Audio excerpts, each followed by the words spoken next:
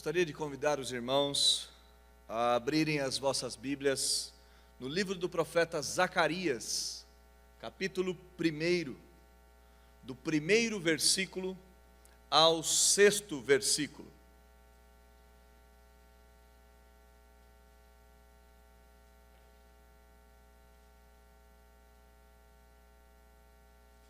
Livro do profeta Zacarias,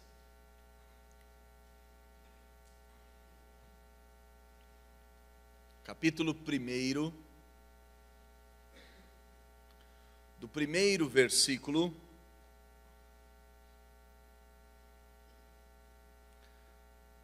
até o sexto versículo.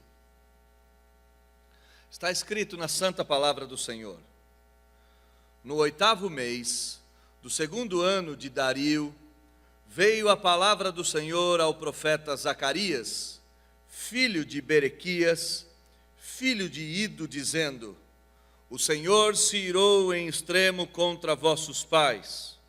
Portanto, dize-lhes: assim diz o Senhor dos exércitos: tornai-vos para mim, diz o Senhor dos exércitos, e eu me tornarei para vós outros, diz o Senhor dos exércitos. Não sejais como vossos pais, a quem clamavam os primeiros profetas, dizendo: assim diz o Senhor dos exércitos. Convertei-vos agora dos vossos maus caminhos e das vossas más obras. Mas não ouviram, nem me atenderam, diz o Senhor. Vossos pais, onde estão eles? E os profetas, acaso vivem para sempre? Contudo, as minhas palavras e os meus estatutos, que eu prescrevi aos profetas meus servos, não alcançaram vossos pais? Sim, estes se arrependeram e disseram: como o Senhor dos exércitos fez extensão de nos tratar, segundo os nossos caminhos e segundo as nossas obras, assim Ele nos fez. Vamos orar mais uma vez? Te convido a fechar os olhos, baixar a sua fronte e falarmos com Deus. Deus fiel, o Deus que é fiel, o nosso Deus, o Deus das Sagradas Escrituras, o Deus do Antigo e Novo Testamento, o Deus dos nossos antepassados, o Deus dos patriarcas, o Deus dos apóstolos, o Deus a quem servimos, a Ti, ó Deus, o Deus fiel. Clamamos nessa noite, para que o Senhor, mais uma vez, mostre a sua fidelidade, não para com nós outros, mas para com a Tua palavra. Tua palavra é viva, é eficaz, é poderosa. Sua palavra cria mundos, Sua palavra cria vida, Sua palavra muda vidas. Tua palavra é poderosa. Ó Deus, então, eu me coloco em Tuas mãos, rogando ao Senhor que olhe para mim com graça, com misericórdia, e me use como instrumento da Tua vontade, para demonstração da Sua fidelidade, para execução dos Seus intentos, para que a Sua palavra seja exposta. Toma-me em Tuas mãos e usa-me para a glória do Teu nome. Nós oramos em nome de Jesus. Amém. O tema hoje do Sã Doutrina é a doutrina do arrependimento. E a doutrina do arrependimento é uma daquelas doutrinas que estão contidas numa doutrina maior chamada Ordo Salutis, ou Ordem da Salvação. A doutrina do arrependimento é importantíssima, porque o arrependimento é central em toda a nossa teologia, em todo o nosso arcabouço doutrinário, em toda a nossa forma de ver o mundo. É necessário que aqueles que se acheguem até o Senhor se acheguem de forma a demonstrarem um arrependimento sincero e verdadeiro. Arrependimento este que é evidenciado no abandono da vida pregressa, no repúdio da vida passada, não no sentido reencarnacionista, porque esta é uma doutrina antibíblica e nós não cremos, nós cremos que ao homem foi dado a chance de nascer e morrer uma só vez. Mas eu digo na vida antes de Cristo, na antiga vida, na velha vida. A doutrina do arrependimento, então, é aquela que nos diz que é necessário abandonar o nosso estilo de vida vil, mau, anti-Deus, não querendo saber daquilo que Deus quer saber e detestando tudo que Deus ama. É necessário repudiar, é necessário largar, é necessário deixar, é necessário abandonar aquilo que nós éramos, para que em Cristo sejamos transformados numa nova criatura. Muitos são os exemplos da Bíblia e da história, de homens e mulheres que de fato se arrependeram do estilo de vida e foram transformados pela graça do Senhor Deus, e alguns deles exerceram inclusive ministério. Um desses homens, conhecido pela canção Amazing Grace, ou Graça Maravilhosa, experimentou o arrependimento, experimentou de fato essa transformação. O nome desse homem era John Newton. Conta-nos a história que John Newton era um blasfemo, um homem que havia repudiado a fé, a religião, a verdade e a vida, e vivia de forma dissoluta, de lábios impuros, habitando no meio de um povo de impuros lábios, usando aqui a fala do profeta Isaías, referindo-se a ele mesmo. John Newton viveu uma vida marcada por dissabores. Na Maria Mercante, ele foi expulso, ingressou num outro tipo de marinha, não uma marinha honrosa, mas uma marinha marcada pela desonra. Foi um homem que trabalhou nas galés traficando escravos, viveu às custas do custo da vida humana. Conta-nos a história que durante uma tempestade, depois de muitos anos de vida dissoluta, de vida errante, esse homem fez uma oração pedindo por socorro em alto mar. Foi salvo dessa tempestade, mas isso não bastou para que sua vida se transformasse. John Newton assumiu a direção de um navio negreiro e dirigiu esse navio por alguns anos, até que em algum momento da sua vida, nada daquilo mais fazia sentido. Até que em algum momento da sua vida, nada mais daquele estilo de vida lhe era natural, lhe era agradável. John Newton se transformará mais tarde num pastor, mas antes dessa transformação, se transformará num ferrenho defensor da liberdade humana. Um dos homens que influenciaram o fim do tráfico negreiro pela marinha inglesa ou pelos barcos ingleses. Nós voltaremos a John Newton no final. É necessário então que nós pensemos que arrependimento é esta mudança de vida em que todos os crentes devem experimentar, todos os crentes devem passar, repudiando a vida passada e vivendo uma nova vida contrária a tudo aquilo que eles eram. O texto que nos foi lido é um convite ao arrependimento. O texto que nos foi lido é um chamado ao arrependimento. E é necessário, antes de nós entrarmos no texto, entendermos um pouco do que estava acontecendo nesse cenário. Há 2 meses, os crentes, os judeus, haviam voltado do exílio. 2 meses, depois que Ageu profetiza na volta do exílio, os crentes são convocados a retomarem a construção do templo. O cenário era um cenário de caos, era um cenário de desolação, era um misto de sentimentos que tomava o coração daqueles remanescentes que haviam voltado à sua terra e encontrado a sua terra em devassidão. Não havia mais muros, não havia mais o templo, a glória de Jerusalém havia acabado.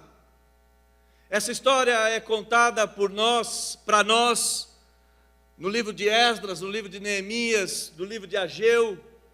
O livro de Malaquias ainda faz parte disso. A última parte dos profetas menores retratam esse período do segundo templo. E nesse período aqui, depois que o profeta Ageu começou a profetizar, Deus chama o profeta Zacarias. Olhe comigo no versículo 1 do texto que nós lemos. No 8º mês, no 2º ano de Dario, ou de Dário o persa, veio a palavra do Senhor a Zacarias, filho de Berequias, filho de Ido, dizendo: mais ou menos em outubro e novembro do ano 520, no reinado do grande Dario o persa, o homem que foi capaz de fazer com que o Império Persa atingisse o seu apogeu, sendo dominante sobre a grande parte da Ásia Ocidental e da Ásia Central, dominando parte da Europa, dominando parte da África, dominando parte do Oriente Médio, um homem incrível nos seus feitos bélicos, nos seus feitos de guerra, nos seus feitos de dominação. No 2º ano desse grande rei, vem a palavra do Senhor a Zacarias, a este profeta, neste período de caos.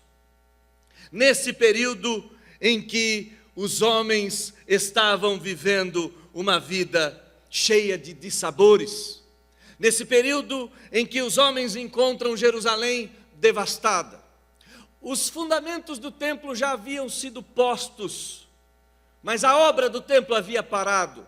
Muitos eram os inimigos, muitos eram os desafios, muitas eram as distrações que faziam com que esse povo vivesse nesse ostracismo em relação à sua missão. Mas é interessante notar que nesse cenário de caos, vem a palavra do Senhor. A palavra do Senhor vem até a este povo. A Bíblia nos diz quase 4.000 vezes que a palavra do Senhor vem até o povo. E esta é mais uma vez em que Deus quer falar com o povo. A palavra de Deus vem até esse povo por meio do profeta Zacarias. Seu pai, Baraquias, provavelmente já estava morto. E do seu avô, era a sua lembrança, era a sua maior nomenclatura. Isso porque demais livros falarão que Zacarias é filho de Ido. A palavra do Senhor vem a Zacarias. E Zacarias significa: o Senhor se lembra. E aqui nós já podemos parar e pensar em algumas coisas. Num cenário de destruição, num cenário de apatia, num cenário de falta de motivação, num cenário em que o esplendor do passado havia se perdido, a palavra do Senhor vem para dizer aos crentes que Deus se lembra. A palavra do Senhor vem para chamar os crentes, mesmo num estado caótico, mesmo num estado de distanciamento, a palavra do Senhor vem para chamar esse povo de volta à sanidade. E essa palavra do Senhor não vem para qualquer pessoa, ou para qualquer tipo de pessoa. A palavra do Senhor vem para o povo da aliança. A palavra do Senhor vem para os remanescentes de Israel. Neste cenário aqui, a palavra do Senhor vem para aqueles que haviam voltado do cativeiro babilônico. para aqueles que haviam experimentado em parte ou ouvindo as histórias de 70 anos distantes de Jerusalém. E a pergunta é: o que Deus teria a dizer para esse povo que está num fracasso moral, num fracasso existencial, num período de reconstrução? O que Deus falaria a esse povo? E no versículo de número 2, nos mostra que Deus está chamando a esse povo para uma nova oportunidade. Deus está chamando esse povo para uma segunda chance. Versículo de número 2, olha comigo na sua Bíblia. Diz: o Senhor se irou em extremo contra vossos pais. Portanto, dize-lhes: assim diz o Senhor dos exércitos, tornai-vos para mim, diz o Senhor dos exércitos, e eu me tornarei para vós outros, diz o Senhor dos exércitos. No segundo ano de Dário, 2 meses após o profeta Ageu começar a profetizar, Zacarias começa a chamar esse povo para se voltar ao Senhor. Deus, por intermédio do profeta Zacarias, que significa Deus se lembra, chama o Senhor de volta a Ele. E note comigo na sua Bíblia, que no versículo 2 e no versículo 3, o Senhor dos exércitos diz: diz o Senhor dos exércitos, e diz o Senhor dos exércitos. Deus faz questão de mostrar que Ele está acima das nações, acima dos reinos, acima dos poderes, acima daquelas circunstâncias que rodeavam a reconstrução do templo, do muro e da cidade. Deus estava acima dos dissabores políticos e econômicos que Israel viveria, que Israel viveu, que Israel estava vivendo. Se na nossa primeira assertiva foi que Deus fala com seu povo em meio ao caos, a nossa segunda assertiva é que Deus está acima de todas as circunstâncias que geram o caos. Deus é soberano sobre elas. Deus está acima delas. Pois bem, a palavra do Senhor vem a Zacarias. O que Deus tem a dizer? Deus tem uma convocação a ser dita. E Ele diz: tornai-vos a mim, e eu me tornarei a vós outros. Mas os israelitas já estavam de volta na terra. Os israelitas já haviam voltado para a terra prometida. Já havia sido dado a eles a chance, a oportunidade de reconstruir a vida. Por que os israelitas deveriam voltar então ao Senhor Deus, se geograficamente eles já haviam voltado? E o versículo 2 nos mostra que eles deveriam voltar ao Senhor por causa do estilo de vida dos seus antepassados, por causa do estilo de vida que no passado esses homens haviam experimentado. E no versículo 2 diz: o Senhor se irou em extremo contra vossos pais. Em outras palavras, os seus pais pecaram, e por causa dos pecados dos vossos pais, eles e vocês foram punidos. E aqui, meus irmãos, talvez seja necessário tirar da nossa mente, tirar do nosso coração a imagem do Deus Papai Noel que nos foi construída. No bom velhinho, que no final do ano, mesmo os homens não tendo sido tão bons assim, ele simplesmente diz: eu não darei o presente que eu te daria, mas eu te darei um presentinho, e você não se preocupe, porque o papai te ama. É necessário nós tirarmos diante dos nossos olhos a figura desse Deus leniente, desse Deus que é benevolente às custas do próprio ser e do próprio caráter.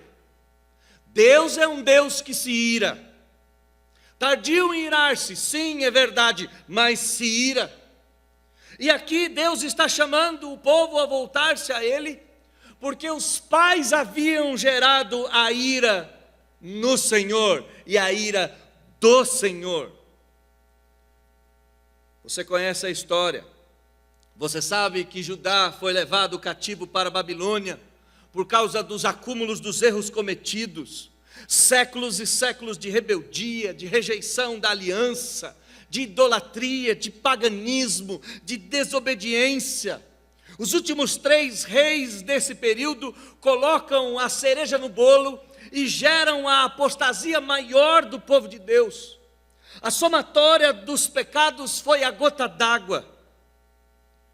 E a ira de Deus então é derramada. A ira de Deus então é despejada. Jeremias nos diz: coisa espantosa e horrenda se anda fazendo na terra. Os profetas profetizam falsamente e os sacerdotes dominam de mãos dadas com eles. E é o que deseja o meu povo. Porém, que fareis quando essas coisas chegarem ao seu fim? Diz o Senhor.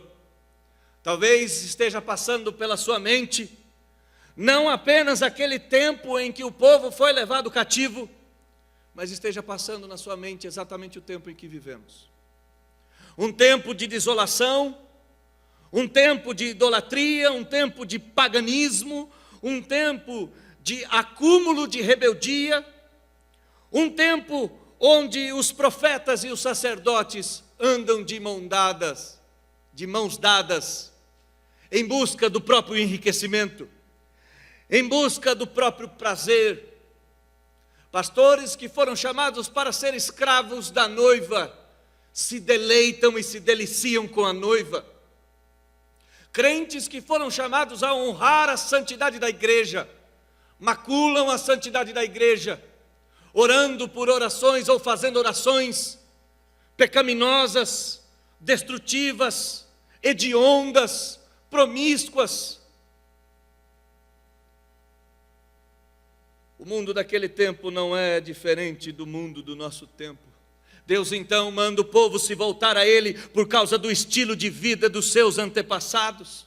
O povo estava sendo punido por causa da desobediência. O povo estava sendo punido por causa de não obedecer à lei de Deus. O povo estava sendo punido porque rejeitou a aliança de Deus. O povo estava sendo punido porque rejeitou o próprio Deus. O livro do profeta Oséias nos mostra como o reino do norte era. Um reino que trai o Senhor Deus. Um reino feito por prostitutas, que ao invés de honrarem a aliança de Yahvé com o seu povo santo, abandonaram Yahvé por Baal, por Astarote, por Baalins e por tantos outros deuses daquela época. Essa apostasia, essa idolatria toma conta do reino do sul e por fim, Deus executa o seu juízo. Saibam, irmãos, que a primeira assertiva que nós fizemos foi dizer que Deus fala conosco em meio ao caos. A segunda assertiva é que Deus está acima de todas as coisas, mas a terceira nos deve fazer pensar, refletir, temer e ponderar. Cuidado com a rebeldia, cuidado com a idolatria, cuidado com a devassidão, cuidado com o estilo de vida que não atenta ao chamado de Deus. Cuidado com uma idolatria velada, com amor aos bens materiais escondido por piedade. Cuidado por amar a família mais do que ao Senhor, por amar filhos, filhas, marido, mulheres, por amar o cargo, o bom nome, o posicionamento político e ideológico acima do que Deus. Cuidado. Deus pune aos rebeldes, Deus pune aqueles que não se voltam a Ele. A palavra veio até Zacarias dizendo: volte-se a mim. E em primeiro lugar, porque os antepassados haviam esquecido do Senhor. Em segundo lugar, porque o sofrimento daquela geração era demasiado. No ano 539, Ciro, rei dos Medos, chega ao poder e permite que os vários povos do império retornem. Assim começa o retorno do povo de Judá. Quando Dario assume o trono, 50.000 judeus já moravam em Jerusalém, já haviam retornado. Mas Jerusalém não era mais uma nação independente, era uma província da Babilônia. Esdras convoca o povo para os desafios de reconstruir a história. Os exilados voltam e encontram a cidade em péssimo estado de conservação. Os muros derribados, os portões queimados, o templo do Senhor saqueado, destruído, a terra devastada, tudo o que se plantava não se colhia, e os vizinhos ao redor hostis, derramando obstáculos e mais obstáculos, fazendo bloqueios e mais bloqueios, enquanto o povo tenta reconstruir a cidade, reconstruir o templo e reconstruir os muros. No entanto, essas dificuldades todas, no entanto, essas dificuldades tremendas, devem servir de evidência para que há alguma coisa de errado conosco. Eu não estou dizendo que ordinariamente situação financeira ruim significa pecados, mas eu estou dizendo que às vezes a situação que nós vivemos ao redor são exatamente um reflexo dos pecados cometidos no nosso coração. Eu não estou dizendo que é sempre assim, mas eu estou dizendo que às vezes é assim. O povo estava vivendo um cenário caótico, e ao invés de retornarem ao Senhor Deus, ao invés de buscarem a presença do Senhor Deus e retomarem a obediência ao Senhor Deus, conta-nos a Bíblia que o povo volta-se para os próprios afazeres. Abre lá em Ageu, capítulo 1, versículo 2 até o versículo de número 11.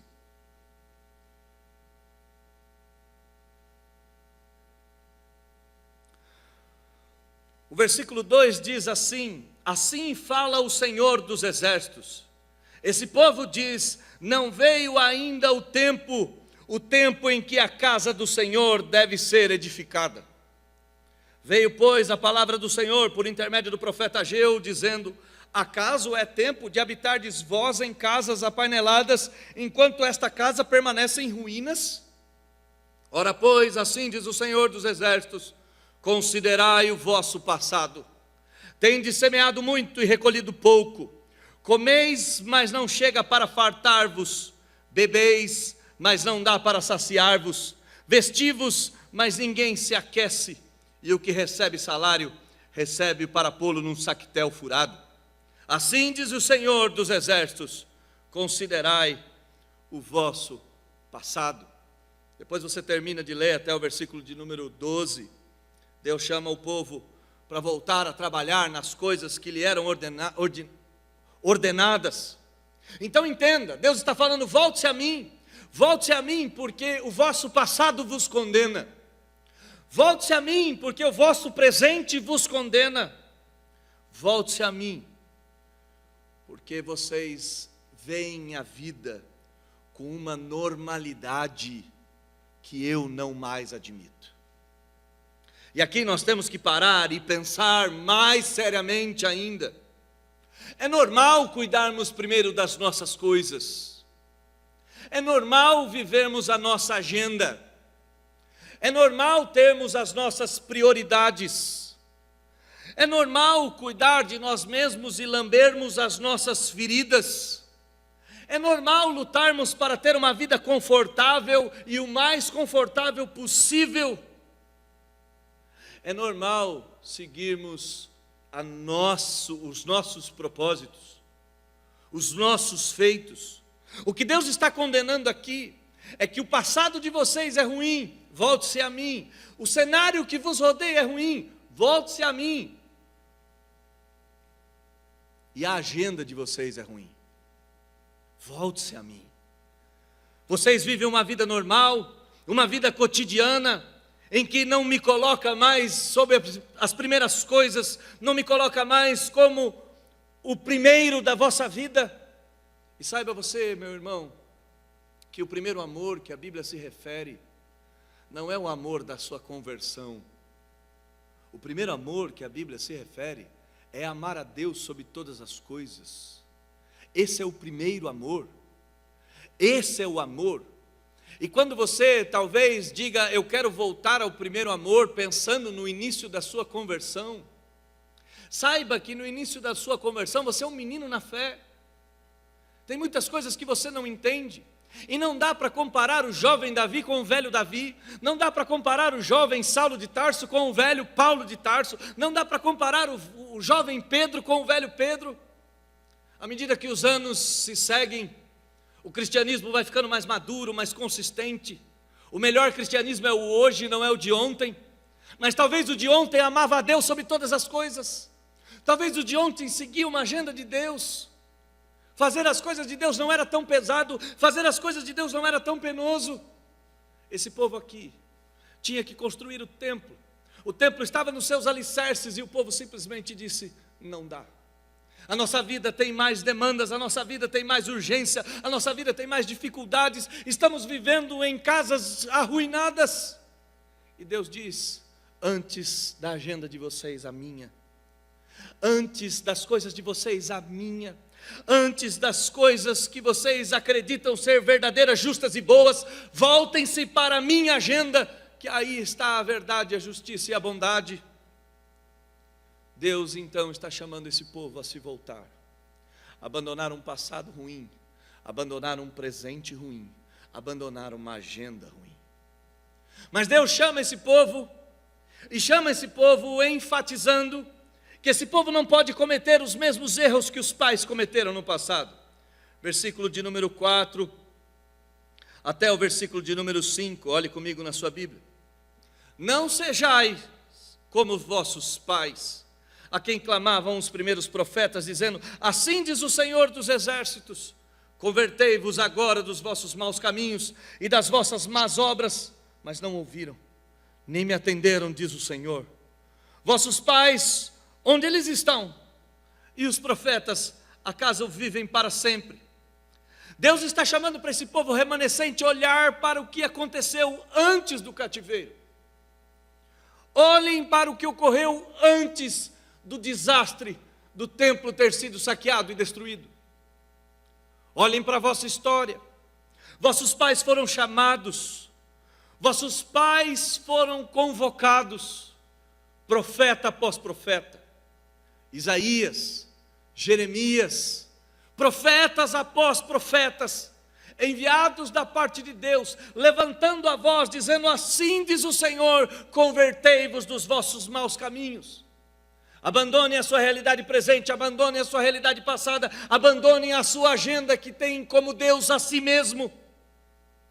Abandonem a idolatria, abandonem a rebeldia, abandonem o paganismo, abandonem a devassidão, abandonem a traição, os astarotes, os baalins, abandonem os falsos deuses e voltem-se a mim.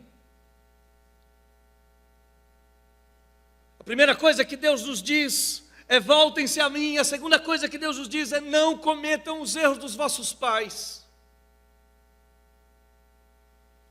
E irmãos queridos, eu ouso dizer que nós outros temos uma situação muito mais delicada do que estes nossos irmãos do retorno do cativeiro da Babilônia. Quanto mais é dado, mais é cobrado. Nós temos a revelação fechada. Todos os livros inspirados por Deus estão ao seu dispor. Dentro dos nossos lares temos coleções de traduções bíblicas, livros e mais livros doutrinários às centenas, quiçá aos milhares. Temos o conhecimento pleno de quem é o Senhor Jesus, da sua vida, da sua obra, da sua morte, da sua ressurreição, da sua exaltação. E olhando para o decorrer das Escrituras, vislumbramos a sua glorificação futura. Temos o Espírito derramado sobre todos nós. Essa promessa é para nós, para os nossos filhos, as nossas filhas. Atos 2 permanece vigente até hoje.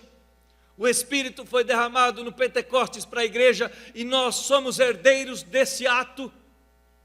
Temos a revelação plena, temos o conhecimento de quem Cristo é, temos um vislumbre de como será o porvir, temos o Espírito derramado não por medida, mas derramado abundantemente.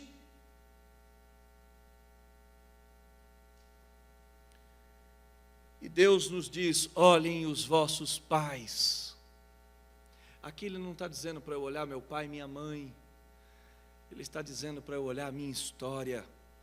E a minha história não é contada em outro livro a não ser nas Sagradas Escrituras. Ali conta toda a história da redenção, como o povo foi escolhido, como o povo foi salvo, como o povo foi liberto, como o povo foi castigado, como o povo foi punido. Quantas e quantas vezes esse povo de dura cerviz teve que experimentar o castigo, teve que experimentar a ira, teve que experimentar a espada do Senhor Deus. Então eu ouso a dizer, temos uma situação pior do que estes homens aqui. Não cometam os erros dos vossos pais, não cometam os erros do passado. Convertam-se agora, diz o Senhor. Convertam-se agora do seu passado recente, do seu presente incerto, da sua agenda indecente, é o que diz o Senhor. E voltem-se, abandonando as más obras. O interessante é que esse chamado também foi para os homens antes do cativeiro. E Deus nos diz no versículo 4, mas não ouviram, nem atenderam, nem escutaram, não deram atenção. A pergunta que Deus faz no versículo 5 é: onde estão os vossos pais? Aonde eles estão? Eles sucumbiram, foram mortos à espada, experimentaram o juízo, o castigo, a separação de Deus, experimentaram o cativeiro, experimentaram o jugo, experimentaram o abandono de Deus aparente, experimentaram o silêncio dos profetas, experimentaram a ausência da presença do Senhor Deus no santo templo. Voltem-se a mim, diz o Senhor, e eu me voltarei a vós outros. Voltem-se a mim por causa do seu passado, voltem-se a mim por causa do seu presente, voltem-se a mim por causa da sua mentalidade. Não façam como os vossos pais, que obstinadamente rejeitaram e rejeitaram e rejeitaram. Não paguem para ver, não esperem o amanhã. Os profetas não estarão entre vós para sempre. Voltem-se imediatamente, diz o Senhor. E o Senhor diz que o povo deve se voltar, porque Deus é fiel em cumprir tudo aquilo que Ele disse que faria. Versículo de número 6, contudo as minhas palavras e os meus estatutos que eu prescrevi aos profetas meus servos, não alcançaram vossos pais. É como se Deus estivesse dizendo: tudo que eu escrevi que eu faria e eu fiz. Inclusive, o fato de vocês estarem de volta à Terra Santa, a Jerusalém, é exatamente porque parte de vocês ouviram a minha voz. É exatamente porque parte de vocês escutaram o chamado em que dizia: voltem-se a mim. Deus está dizendo que Ele cumpriu tudo aquilo que Ele disse. O profeta Isaías disse que o povo seria levado cativo, mas retornaria à terra prometida. Jeremias disse que o povo seria levado cativo, mas retornaria. O profeta Daniel mostra que Deus estava com o povo em meio ao cativeiro e o povo voltaria. O quarto homem na fornalha é exatamente esta visão. O povo de Israel na Babilônia temia, porque Deus não estava com eles. Então era necessário verificar a presença de Deus. E naquele episódio onde crentes santos e fiéis foram levados até a fornalha, um outro homem ali aparece para mostrar que Deus estava com eles até no cativeiro. Deus dizendo: eu vou restaurar a vossa sorte, eu vou devolver ao vosso primeiro estágio. Minhas palavras e meus estatutos são justos juízos, são retos, eu não volto atrás. Voltem-se a mim. Seus pais voltaram e experimentaram. Seus pais olharam para mim, foram sarados e retornaram. Seus pais conseguiram experimentar a graça de voltar até Jerusalém, mesmo encontrando Jerusalém num estado caótico. Retornar à velha pátria era o desejo de um judeu piedoso, sincero e verdadeiro. Deus diz: eu cumpri, vossos pais voltaram. Segunda metade do versículo 6 diz: eles se arrependeram, eles ouviram o voltai-vos, tornai-vos a mim. Eles abandonaram e receberam a promessa fiel de que Deus os trataria de forma bondosa mais uma vez. Deus os trataria de forma amorosa mais uma vez. Deus os chamaria mais uma vez ao restauro da aliança. Deus os chamaria mais uma vez ao retorno ao lar, não a Jerusalém, mas ao lar nele. E talvez você esteja se perguntando: pois bem, você contou a história de um homem que se arrependeu e mudou de vida. Você disse que Deus falaria com o povo em meio ao caos, e Deus estava acima do caos. Em outras palavras, que Deus era um Deus que dava segunda chance.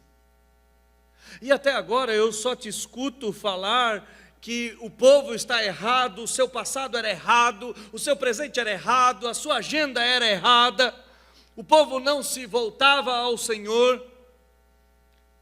E talvez esteja confuso na sua mente por que eu esteja fazendo isso. E eu vou te responder. Porque hoje os crentes não sabem mais por que eles precisam ser salvos. Vou repetir. Hoje, a igreja evangélica não tem mais noção do que ela precisa ser salva. Passou a ficar normal conviver com tudo que Deus odeia. Passou a ficar normal conviver com tudo que Deus abomina. Passou a ser normal viver a minha agenda ao invés da agenda de Deus. Passou a ser normal olhar para as Escrituras sem temer o Deus das Escrituras e sem enxergar essa história como sendo a nossa história. Como eu posso falar de arrependimento se nós não temos a menor ideia do que temos que se arrepender? Como eu poderia falar da doutrina do arrependimento se nós não precisamos nos arrepender de nada? Domingo após domingo eu venho na igreja e sou abençoado, trabalho num bom emprego, tenho uma boa família, vivo as minhas regras, não roubo, não mato, não estupro ninguém. Do que eu preciso me arrepender? Arrependa-se, porque a devassidão faz parte da nossa vida e nós nos acostumamos a tanto com ela, que nos parece natural amar a Deus e amar ao vil metal, que nos parece natural assistir coisas que Deus odeia e lutar por lutas que Deus abomina.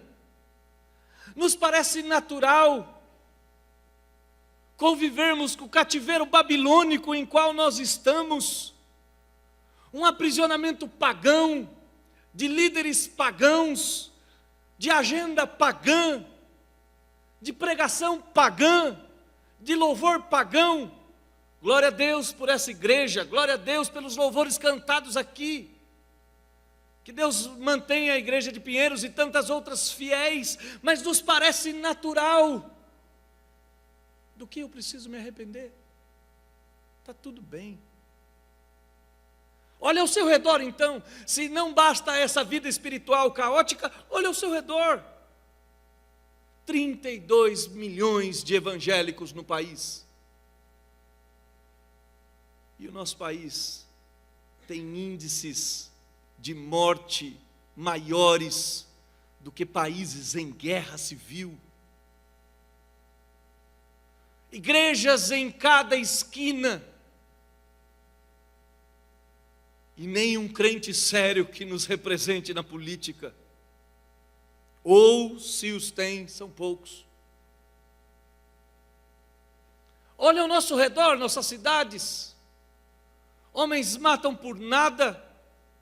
Há um cenário de devassidão, há um cenário de desesperança, há um cenário que nós nos acostumamos com aquilo que é maligno, com aquilo que é mal. Se você não consegue ver com os seus antepassados, com a religiosidade do mundo e com o cenário político e social caótico, olhe para a sua agenda então. Quem comanda quem? Quem é senhor de quem?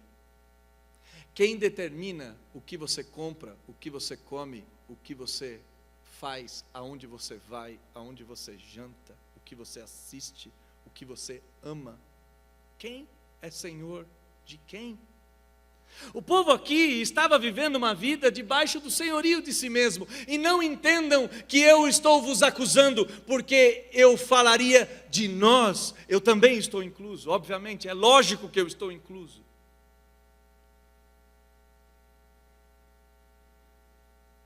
Tornai-vos a mim, diz o Senhor, e eu me tornarei a vós outros, diz o Senhor. Tornai-vos a Deus, num arrependimento sincero e verdadeiro, abandonando a religiosidade pagã que nos entorpece, abandonando um estilo de vida que convive com o mal e celebra o mal, abandonando um estilo de vida idólatra e egocêntrico que abandona a agenda de Deus e as coisas de Deus. E talvez você se pergunte, tá bom, mas como eu me arrependo então? Talvez a primeira parte da doutrina do arrependimento, até antes de você repudiar todo o seu estilo de vida, tudo que você fez, tudo que você é, você deva reconhecer que a ira que caiu sobre os judeus, que a ira que deveria cair sobre a sua vida, sobre a minha vida, sobre a nossa vida, caiu sobre as costas de Cristo Jesus naquela cruz. Talvez a primeira coisa que você deva fazer é enxergar que Deus deveria estar irado e muito irado com você e comigo, conosco. E a sua ira deveria ser manifesta num castigo duradouro, de gerações, terceira e quarta geração, sendo castigadas por causa do pecado dos pais e dos filhos. Vendo que a ira de Deus deveria cair sobre os nossos lares, sobre as nossas crianças, sobre as nossas igrejas.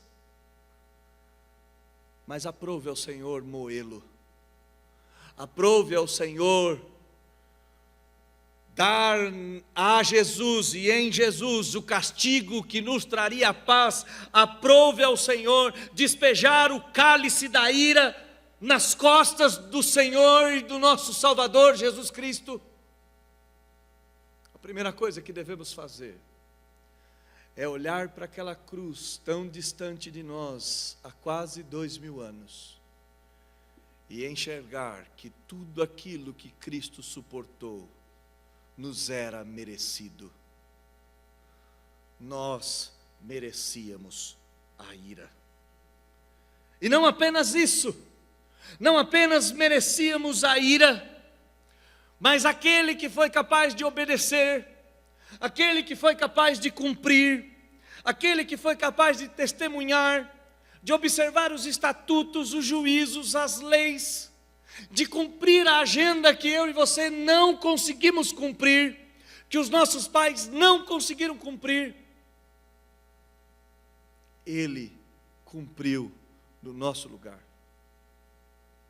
É necessário então ouvir Deus dizendo: tornai-vos a mim e eu me tornarei a vós outros. Não façam como os vossos antepassados, confiem que eu sou fiel. É necessário se voltar ao Senhor, olhando que o castigo que estava em Jesus Cristo era destinado a nós outros, olhando que a vida de retidão de Jesus Cristo era uma vida que nós outros não conseguíamos cumprir.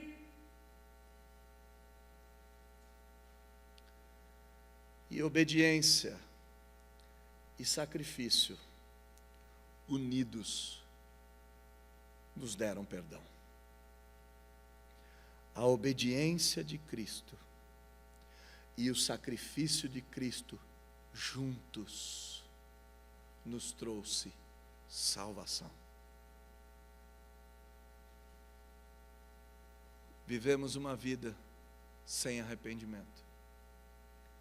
Vivemos uma vida sem saber do que se arrepender. Vivemos uma vida como se amanhã nunca fosse chegar.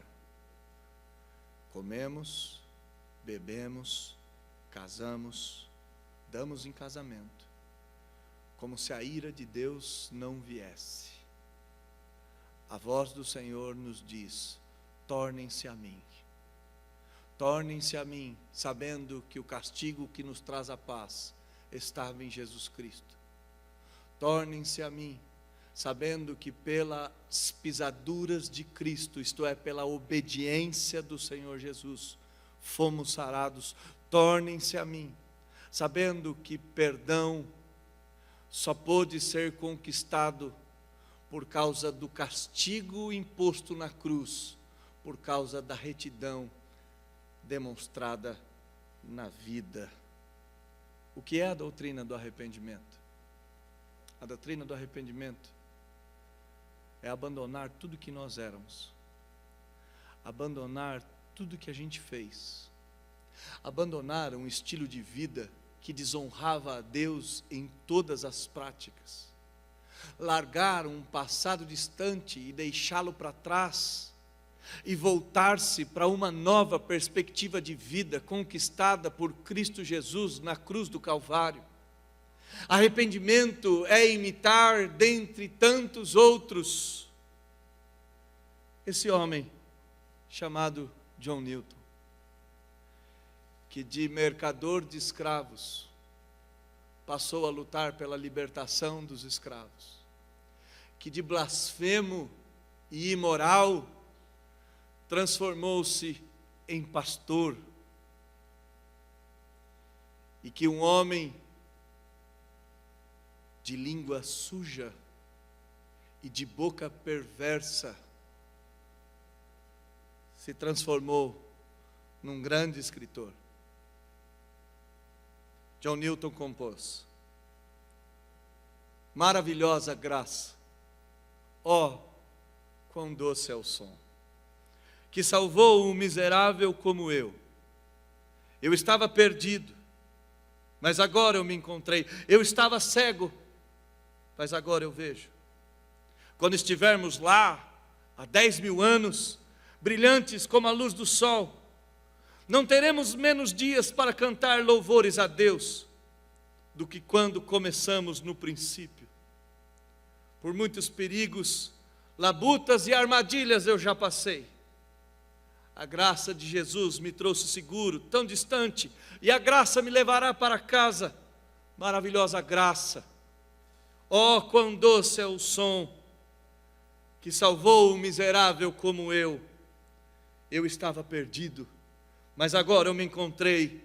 Eu estava cego, mas agora eu vejo. O final da vida de John Newton, quase sem conseguir falar, ele disse algo que ficou gravado como epitáfio para as próximas gerações. Ele disse: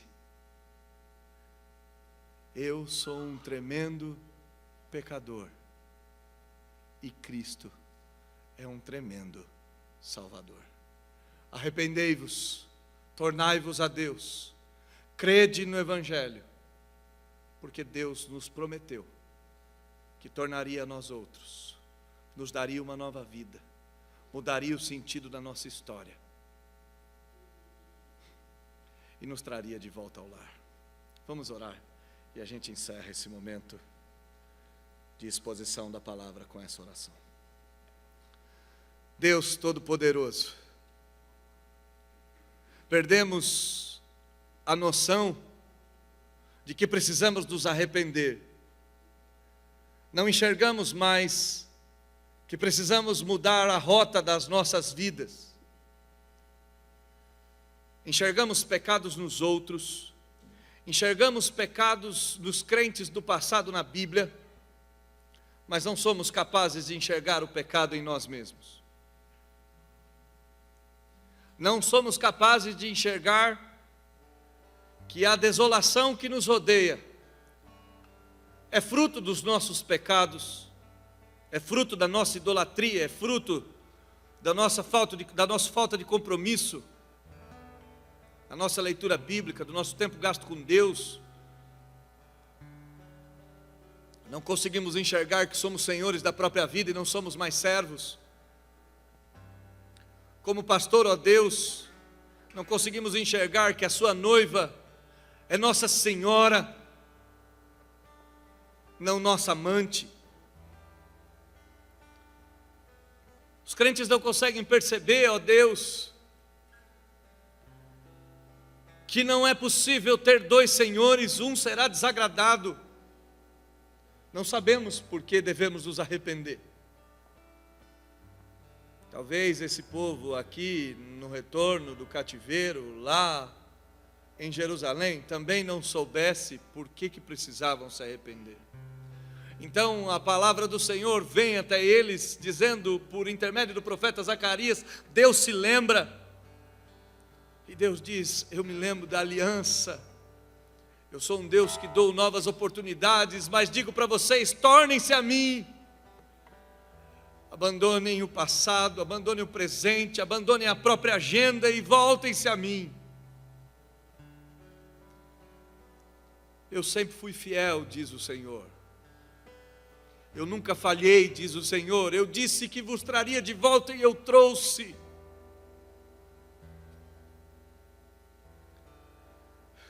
Deus disse que salvaria um povo que não era dele, um povo estrangeiro, um povo que seria enxertado na videira, e o Senhor fez. Somos brasileiros, sul-americanos, do outro lado do mundo. O Senhor cumpriu que traria povos de todas as tribos, línguas e raças. Ó Deus, mas nós, como os nossos antepassados, estamos duros e fomos endurecidos. A vida é difícil, o cenário é difícil, ser crente é difícil. Não sabemos do que se arrepender e não sabemos o que é se arrepender. Mas então o Senhor nos diz que o castigo que nos traz a paz estava sobre Cristo Jesus, e a ira de Deus que seria derramada sobre os pagãos, dos quais todos nós éramos, foi derramada sobre Ele. Que o cumprimento da lei perfeita, a qual nós somos débeis, frágeis, inconstantes, Ele cumpriu, perfeito homem, viveu de forma justa e piedosa.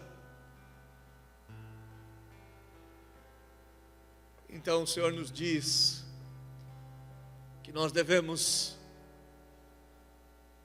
nos esconder na obediência de Cristo, mergulhar aos pés da cruz de Cristo, e a Ele tributar toda a honra, glória e louvor pelo nosso perdão.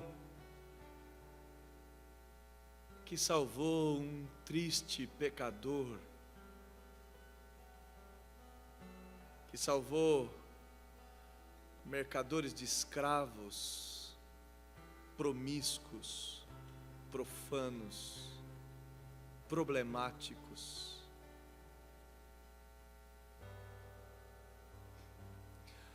Tu és um Deus tremendo e só um Deus tremendo salva pecadores horrendos como nós. Nos leve ao arrependimento nessa noite. Nós oramos em nome de Jesus.